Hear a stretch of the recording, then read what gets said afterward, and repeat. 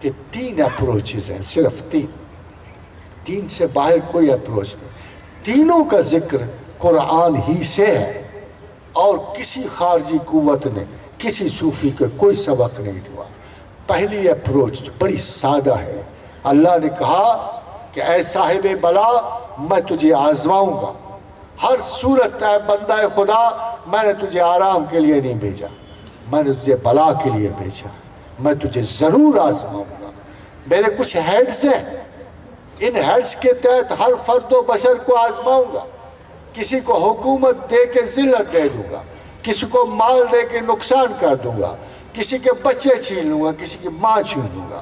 وَلَنَبْلُوَنَّكُمْ بِشَيْءٍ مِّنَ الْخَوْفِ وَالْجُوعِ وَنَقْصٍ مِّنَ الْأَمْوَالِ وَالْأَنفُسِ وَالثَّمَرَاتِ.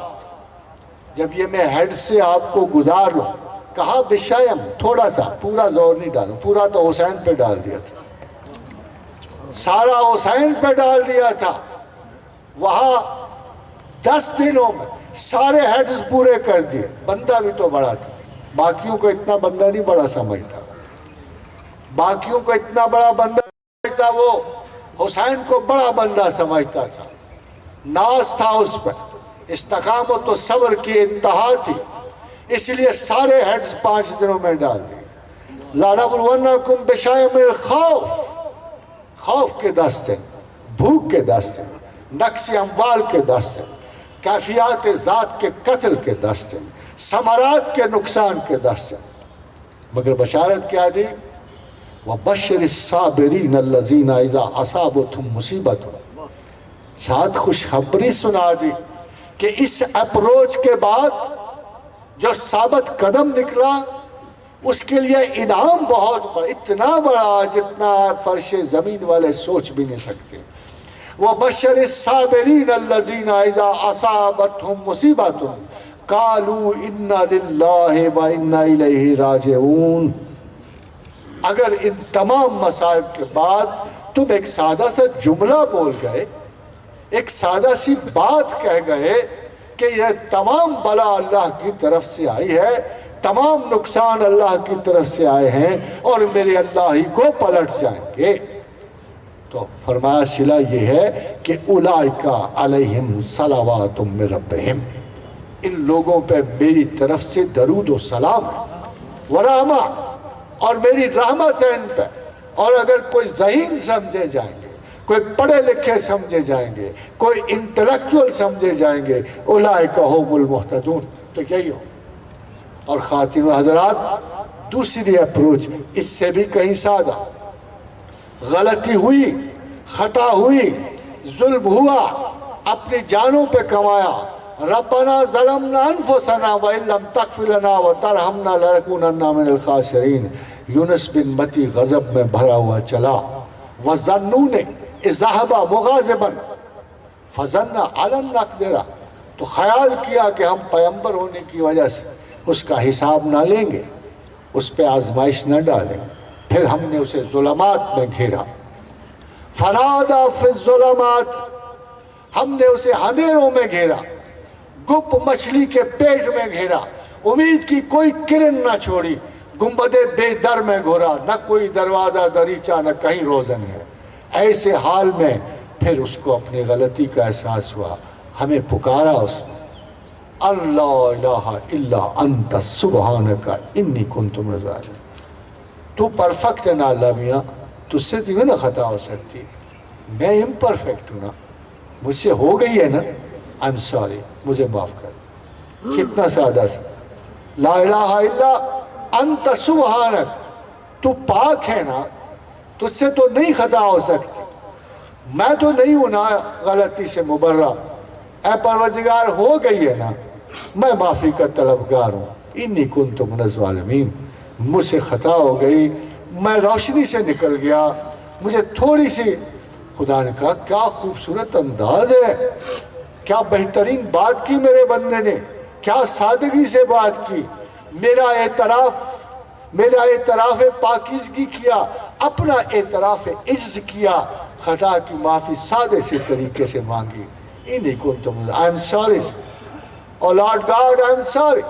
کہا کہ نہ صرف انجینہ من الغم، نہ صرف یہ کہ میں اسے غم سے نجات دی میں نے.